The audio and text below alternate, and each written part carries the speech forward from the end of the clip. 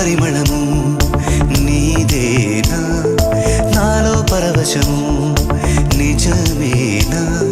బొండు మల్లి పువ్వు కన్నా